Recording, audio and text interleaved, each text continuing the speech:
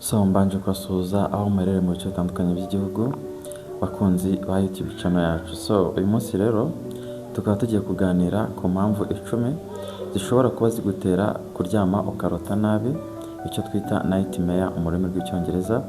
Harimo kuryama ukarota nabi, gushikagurika. Mwese niba wajyaga uhura n'icyo kibazo cyo kurota nabi, nibyo tugiye kuganiraho mu iyi video, ndetse kandi uko turajya tureba imwe mu mpamvu zishobora kuba zigutera kurota nabi, turajya tunareba igisubizo. Aha hari impamvu 10 zishobora kuba zigutera kurota nabi. Ese uribaza nihe mpamvu igutera kurota nabi? So by'umwihariko impamvu 2 za nyuma ukwiye kuzitondera, kubera ko zishobora no kugutera gupfira mu nzozi. Yes, igihe ushobora kuba warose nabi bitewe n'izi mpamvu 2 za nyuma, bishobora no gutuma uburira ubuzima bwawe n'izo nzozi mbi wagize.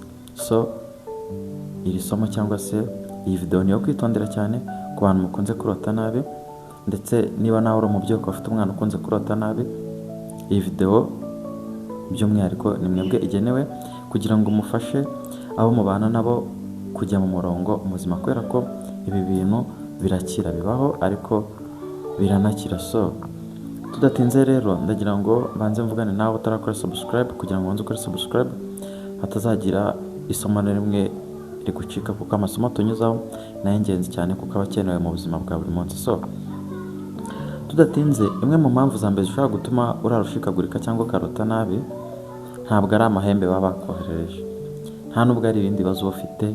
Impamvu ya mbere ni stress. Uriya stress ni ikintu kibi. Stress uziterwa n'iki? Uziterwa n'icyo twita work pressure, gukorera ku gitutu, cyangwa se nyine nka kungu gukora ariko ugakora amasaha yakurenganye, bikaba ngombwa ko ukora ku gitutu, ugakora mbese icyitwa pressure uterwa n'akazi. Dufate nk'urugero, abantu barara bashikagurika cyane cyane, buriya namubona nka ari abantu b'abakomvayeri ba Nyabugogo, baba bavuga ngo murajya Musanze, injira tugende. Uriya muntu ahantu arara muraranye bwacya yakwishe, yagukubise imigeri n'ibipfunsi byinshi cyane, bitewe no kurara ashikagurika, bitewe n'icyo twita igitutu cy'akazi, pressure y'akazi. So harimo n'icyo twita personal issues. Ubwo turacyari ku gice cya mbere kuri stress. Stress ziterwa na personal issues. Ukarota nabi bitewe n'utubazo wifitiye mu buzima bwa buri munsi. Dufate nk'urugero, ukaba uzi neza yuko nka banki uyirimo nka miliyoni 20 ko mu cyumweru gitaba zagutereza, ariko ukaba utazi ngo amafaranga wayakura. Ni bimwe mu bintu bishobora kugutera igitutu, bishobora kugutera icyo twita personal issues. Izo ni personal issues zishobora kugutera kurota nabi, ukarara ushikagurika bidasanzwe. So uburyo rero bwo kurwanya iki kintu, ubwo tubonye ko ikintu cya mbere kigutera kurota nabi ari stress. Uburyo bwo kubirwanya bwa mbere ni icyo twita meditation. Icyo twita meditation ni imbaraga zo gutuza, ukicara ahantu uri wenyine hatuje, nta yandi majwi wumva agusagarira mu mutwe, ukicara ugatuza, ugafunga ku maso, ugatekereza kabiri. Burya abahanga baravuga ngo niyo ukora meditation ubasha kugera ku bisubizo by'ibibazo runaka bigiye bitandukanye ugenda uhura nabyo mu buzima bwa buri munsi. Ubushakashatsi bugaragaza yuko 90% y'abantu bazi kumedita, akicara ahantu runaka atuje yitonze, ni bamwe mu bantu bagera ku bintu bikomeye cyane. Kuko n'abafilozofi bamwe mu bakomeye bihambaye, bamwe batse amazina akomeye cyane, harimo nka ba Socrates, ba Albert Einstein. Abo bose ni bamwe mu bahanga bo ku rwego rw'isi. Rimwe mu ibanga bakoreshaga mu kwivura stress harimo meditation.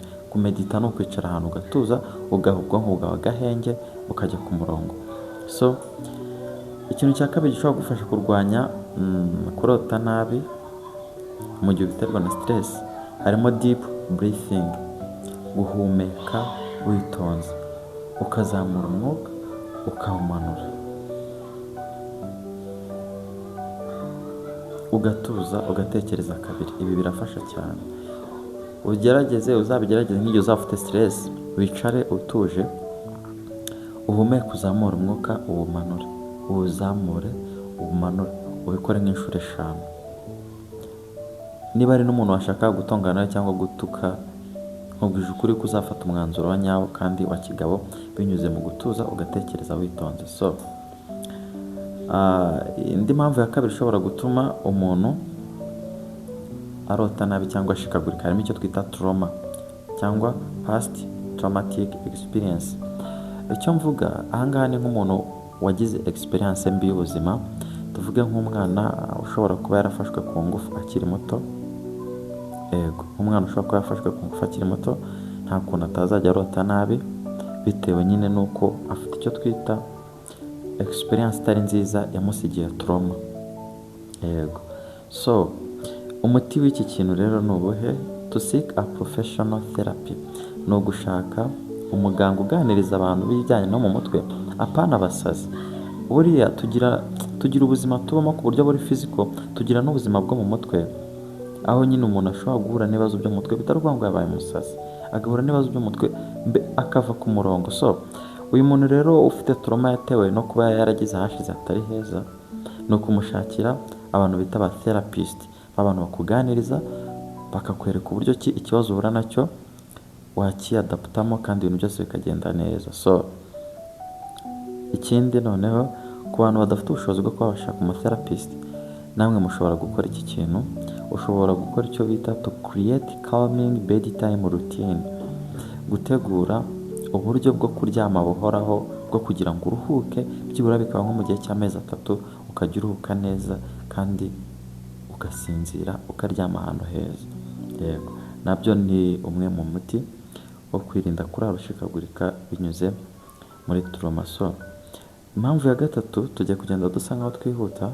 Impamvu ya gatatu harimo icyo bita irregular sleep schedule, harimo kuryama ariko ukaryama muri ya masaha, nawe ukaryama bihindagurika ku buryo kuryama kwawe biba bitagira formule. Uyu munsi waryamye saa 2 za nijoro, ejo uryamye saa 3, ejo uryamye saa 4, ejo uryamye saa 5. Mbese uko guhindagura uburyo bw'imiryamire yawe bitera umubiri kunanirwa no kunanirwa gufata icyemezo cy'igihe ukwiriye gusinzirira.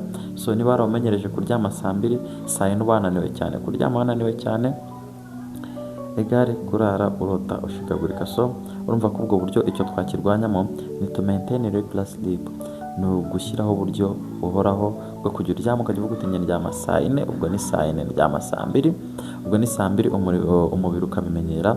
So bityo ntihakazajya hagira ikibazo n'ingaruka mbi bikugiraho. So indi mpamvu ya kane ishobora gutuma urara urota nabi harimo icyo twita medication. Medication bivuze imiti. Buriya nk'icyo bita blood pressure meds cyangwa se imiti ya blood pressure, imiti y'umuvuduko w'amaraso. Buriya ni imwe mu miti ishobora kugutera kurara ushikagurika igihe uyinyweye ugahita uryama. Cyangwa icyo twita sleep aids, abantu batajyagira ibitotsi bikaba ngombwa ko baryama bifashishije cyangwa basinzira bifashishije indi miti runaka yo ku ruhande. Nawe ni bamwe mu bantu bakunze kurara bashikagurika bakagira inzozi mbi cyane. So wakora iki rero niba ibyo bintu bikubaho? Kuko ntabwo wareka imiti, of course. Wakora iki? Talk to a doctor about side effects and possible alternatives. Ukwiye kuvugana na muganga ukamubwira ibyo bintu bikubaho, ukamubwira ko iyo miti izana icyo twita side effects, nibyo irakuvura ariko hari izindi ngaruka iyo miti ikuzanira. Izo ngaruka ukazibwira muganga so that mukaganira ku bindi bintu bishobora gukorwa mu buvuzi bwawe. Indi mpamvu rero umuntu ashobora kurota ashikagurika nicyo twita alcohol and drugs, ibiyobyabwenge. Yes, murabizi mwese, iyo ngingo ntabwo nayitindaho cyane. Ibiyobyabwenge ni bimwe mu bintu umuntu afata yarenze urugero bikamugwa nabi igihe agiye kuryama n'igihe uri muzima kandi ukanuye bikugwa nabi, dore ko nyine binitwa ibiyobyabwenge. So uburyo rero bwo kurwanya kurota nabi uterwa n'ibiyobyabwenge harimo to limit or to avoid them, kwirinda ibyo biyobyabwenge no kugabanya ingano y'ibyo ukonsoma. Kugabanya ingano y'ibyo ukonsoma no kubyirinda bizagufasha. Ku bantu mushaka kumenya uburyo ki tekinike cyangwa strategy wakoresha wirinda ibiyobyabwenge cyangwa ubigabanya, andika muri comment tuzahita twakora video ibivugaho. So number 6, late night eating. Abantu murya mutinze mukarya amajoro, namwe muri bamwe mu bantu murara mushikagurika. Ariko ibyo ntabwo mwe mubizi ko kurya nijoro by'umwihariko ukarya utinze, ukarya icyo twita heavy meals before bed, kurya ibiryo biremereye cyangwa bigoye igifu kubisya mbere yo kujya kuryama. Ushobora kwibaza ngo ibyo ni nk'ibihe? Kurya ibijumba ugiye kuryama, kurya imyumbati ugiye kuryama, kurya akawunga ugiye kuryama. Ibyo usibye no kuba byagutera kurota nabi, byagutera n'ubundi burwayi bw'umubiri, kuko iyo bigeze nijoro ubwonko butegeka ibice byose by'umubiri kujya muri sleeping mode cyangwa kuruhuka. Wowe iyo uriye bya bintu igifu kiraryanga no kurara gisi cyane. Niyo mpamvu abantu barya ibintu bikomeye nijoro ubunacya ugasanga barananiwe. Yes, so niba ugiye kurya nijoro irira ubugari. Sinzi impamvu mutumva iki kintu. Niba ugiye kurya nijoro irira ubugari, irira utuntu tworoshye, irira agatoki, irira akavange. Nurangiza urye bike. Nijoro si ngombwa kurya byinshi, ni ukurya kugira ngo just utaza gusonza mu ijoro. Nawundi nijoro ntabwo twakariye. So uburyo rero bwo kwirinda kurara ushikagurika bitewe no kurya izi ndyo zikomeye harimo kuzirinda nyine of course. Naho impamvu ya karindwi ushobora kugutera kurara urota ushikagurika harimo icyo bita watching scary or violent content. Kureba amafilime ateye ubwoba, ibyo murabizi ntabwo ari ibintu nakirirwa ngarukaho cyane. So kureba amafilime ateye ubwoba ni imwe mu bintu ushobora kugutera kurarota ushikagurika. Icyo wakora ni ukuyirinda. Ku munani dufite icyo twita mental health issues. Kuba ufite utubazo two mu mutwe tw'ibintu bitari kugenda neza, harimo nka depression. Yes, depression, tuvuga wenda nka depression watewe n'urukundo, gutandukana n'uwo wakunze ushobora kugutera kurarota nabi, ukarota ushikagurika, which is considered to be from mental health issues. One of them is depression. Yes. Icyenda, sleeping disorders. Izi ni za mpamvu ebyiri za nyuma nakubwiye zishobora gutuma ugwa no mu nzozi. Impamvu ya mbere icyo twita sleeping disorders, poor sleep quality may lead to nightmares. Kuryama ahantu habi, ukaryama nabi, ukaryama utinze, ukaryama unaniwe cyane. Ibyo bintu bishobora kuguhitana, usibye no kuvuga ngo urota nabi. Yego. Icya cumi, overheating or discomfort during sleep. Kuryama ahantu hashyushye birengeje urugero cyangwa ahantu hataguhaye umutekano habe na gake. Keeping your bedroom cool is the only and one solution. Ntukarara ahantu hashyushye bikabije. Mwumva ko na leta yajyaga inyuzaho amatangazo, ntimukararane n'imbabura mu nzu, imbabura irara hanze.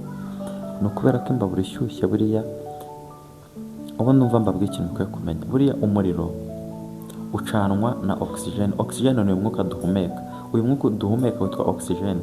N'umuriro rero kugira ngo wake ni uko wifashisha oxygen. Ni ukuvuga ngo iyo ushyize imbabura mu nzu aho ugiye kurara, iragenda igacana cyangwa se igakonsoma ya oxygen yose yari iri mu nzu, wowe ukabura umwuka uhumeka usinziriye, bikakuviramo gupfa. Kandi mbere yo gupfa ntabwo wapfa buri usinziriye utabanje kurota nawe ngo ushikagurike. So ukwiye kujya ujya kuryama ahantu wateguye.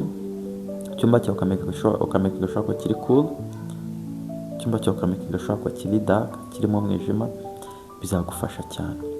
Kora subscribe. Aya masomo nakagaruka. Thank you so much.